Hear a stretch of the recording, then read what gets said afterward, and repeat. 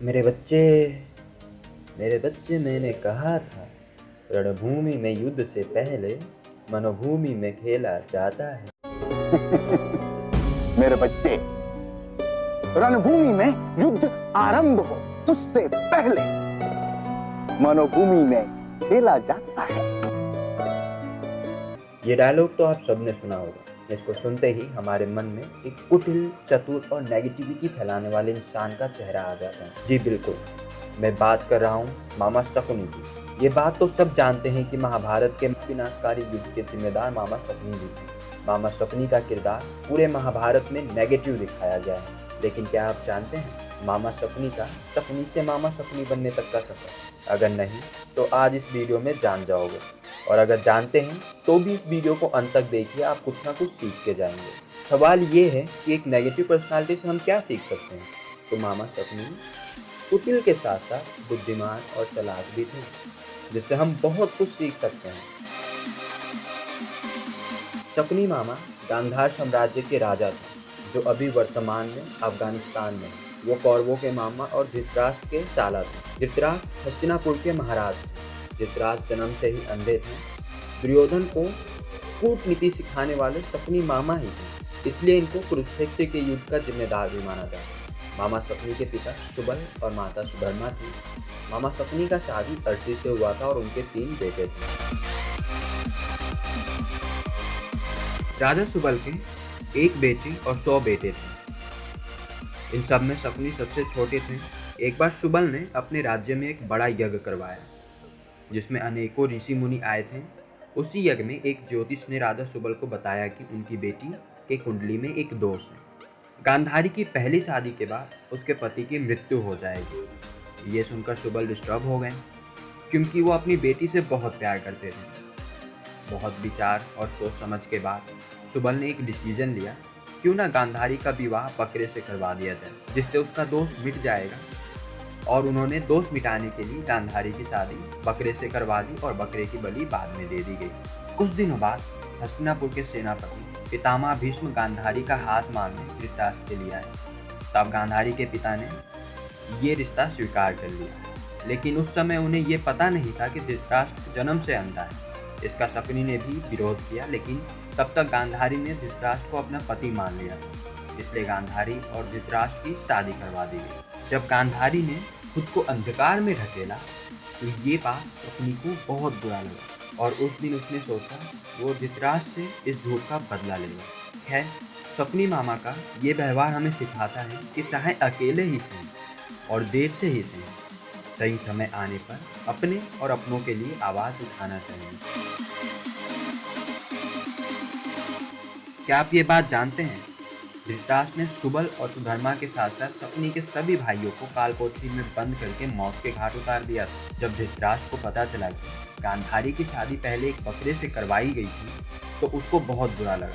धृतराष्ट्र को लगा कि हस्तिनापुर के राजा के साथ इतना बड़ा धोखा, उसे मूर्ख कैसे बनाया जा सकता है। गुस्से में आकर धृतराष्ट्र ने शकुनी और शकुनी के 100 भाइयों के साथ साथ पिता सुबल को भी जेल में डाल दिया, और सजा को कठोर बनाने के लिए धृतराष्ट्र ने आदेश दिया 101 लोगों को रोज केवल 1 मुट्ठी ही अनाज दिया जाए। सुबल ये बात अच्छे से जानते थे कि 1 मुट्ठी अनाज से हम सबकी मौत है निश्चित है, लेकिन अगर 1 मुट्ठी अनाज रोज किसी एक को दिया जाए तो वो जीवित बच सकता है। सुबल ने तय किया, हम सब में से अनाज उसी को दिया जाएगा जो सबसे चालाक हो, ताकि वो कौरव वंश का नाश कर सकें, क्योंकि वो जानते थे कौरवों का विनाश बल से नहीं छल से ही किया जा सकता है। इससे हमें भी सीखना चाहिए, हर बार अपनी ताकत दिखाना ही विजय नहीं होता। कभी कभी चुप रहकर छल से भी हम सब कुछ जीत सकते हैं। सुबल के सामने ये सवाल था, जीवित किसे रखा जाए। उसके लिए उसने सबका इंटेलिजेंस चेक करना शुरू किया। सुबल ने एक मुड़ी हुई हड्डी ली और एक अनाज का दाना लिया और सबको कहा, इस अनाज के दाने को हड्डी के आर पार निकालो। सुबल के सभी बेटे असफल रहे, लेकिन सबसे छोटा बेटा, सबसे छोटा राजकुमार शकुनी इसमें कामयाब हुआ। उसने अनाज को धागे के एक छोर से बांधा और दूसरे छोर को एक चींटी से बांध दिया, जिसके बाद चींटी उसको लेकर हड्डी के आर पार हो गई। जिसके बाद सुबल ने तय किया कि अनाज शकुनी को ही दिया जाएगा। ना केवल सुबल, लेकिन नियति ने भी यही सोचा था, जो कि बाद में इतिहास के सबसे बड़े युद्ध का कारण बना। निर्धारित सजा के अनुसार रोज एक मुट्ठी अनाज आता और शकुनी को दे दिया जाता।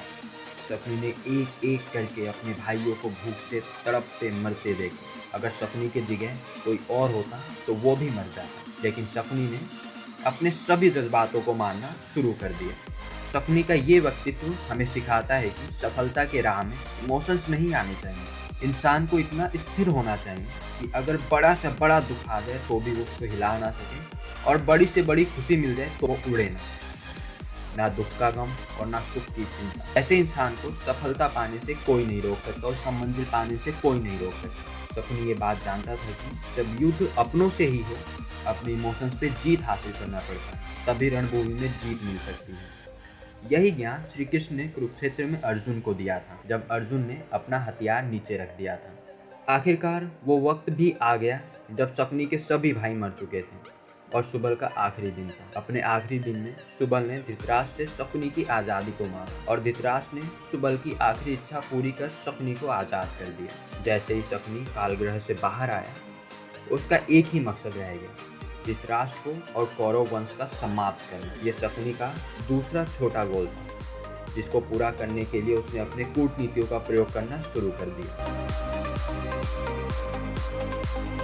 कौरव और पांडव दोनों के लिए हस्तिनापुर राज्य को दो बराबर टुकड़ों में बांट दिया गया। एक हिस्सा जो कि पूरे तरीके से बंजर और जंगल था, वो पांडवों को दे दिया गया। पांडवों ने अपने मेहनत से उसको इंद्रप्रस्थ में परिवर्तन कर दिया, जो वर्तमान में दिल्ली है। धीरे धीरे इंद्रप्रस्थ की सुंदरता की चर्चा पूरे देश में होने लगी। जब युधिष्ठिर द्वारा किए गए राजसूय यज्ञ के अवसर पर दुर्योधन को भी उस भव्य नगरी में जाने का अवसर मिला, तो राजमहल की भव्यता देखता रह गया। एक जगह पर पानी के तल यानी पानी का तालाब की सजावट ऐसी थी कि दुर्योधन उसको जमीन समझकर उसमें गिर गया, जिसे देखकर द्रौपदी हंसने लगी और उसने दुर्योधन को अंधे का पुत्र अंधा कहा। इससे दुर्योधन ने अपना अपमान समझा और हस्तिनापुर वापस लौट गया। ये बात सच है कि शकुनी अपने भांजों से बहुत प्रेम करता था। उसने दुर्योधन की मनोस्थिति को भांप लिया और पांडवों का राजपाट रखने का विचार बनाया। शकुनी ने पांडवों को जुए की खेल के लिए आमंत्रित किया और धीरे धीरे करके पांडव अपनी बाजी हारते गए और युधिष्ठिर अपने राज्य, भाई और पत्नी तक हार गए। जिसके बाद दुर्योधन ने द्रौपदी का चीरहरण करवा के अपमान का बदला लिया, जिसके परिणाम स्वरूप उस दिन कुरुक्षेत्र के युद्ध का पहला नींव पड़ा। क्या आप जानते हैं, शकुनी पासों के खेल में माहिर था। वो जो भी अंक बोलता था वही अंक उसके पासे पर आते थे। ऐसा माना जाता है कि शकुनी के पासे उसकी बात मानते थे, क्योंकि वो पासे शकुनी के पिता और भाई के अस्थियों से बने थे। ऐसा माना जाता है कि चीरहरण के बाद के विनाश का अंदाजा शकुनी को पहले से था। उसने अपने प्रतिज्ञा को पूरा करने के लिए ये खेल रचा था।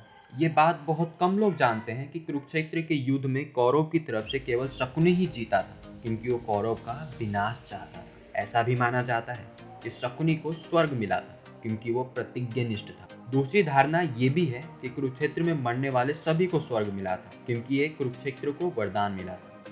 हमने सीखा कैसे छोटे छोटे गोल्स को इकट्ठा करके अपने सफलता का मंजिल तैयार कर सकते हैं, और अपने रास्तों को पूरा करने के लिए हम कैसे छोटे छोटे माइंड मैप का सहारा ले सकते हैं। अपने इमोशंस को काबू में रखकर और सच को अपना लेने से हमारा रास्ता और आसान हो जाता है। अगर आप चाहते हैं कि माइंड मैप कैसे बनाया जाता है सफलता पाने के लिए, तो आप उसको कमेंट कर सकते हैं। इसके ऊपर मैं एक पर्सनली फुल वीडियो लेके आऊँगा, जिसमें मैं सिखाऊंगा कि आप माइंड मैप कैसे बना सकते हैं किसी भी मंजिल को प्राप्त करने के लिए। तो कुछ खास था, अच्छा था, तभी तो आप यहाँ तक पहुँचे। ऐसे और वीडियो के लिए सब्सक्राइब कर लीजिए। ये मैं नहीं, मामा शकुनी भी चाहते हैं। कोई तरीका है भीख मांगने का? लाइक, कमेंट और शेयर करना तो आपका कर्तव्य है या आपका प्रेम है। आपको ये करना ही हो। ये मुझे प्रोत्साहित करेगा, मेरे को प्रेरणा देगा कि मैं ऐसी ही वीडियोज़ आपके लिए और लेते आऊँ। तो बाय बाय, टेक केयर। मिलते हैं फिर एक नए वीडियो के साथ अगले संडे।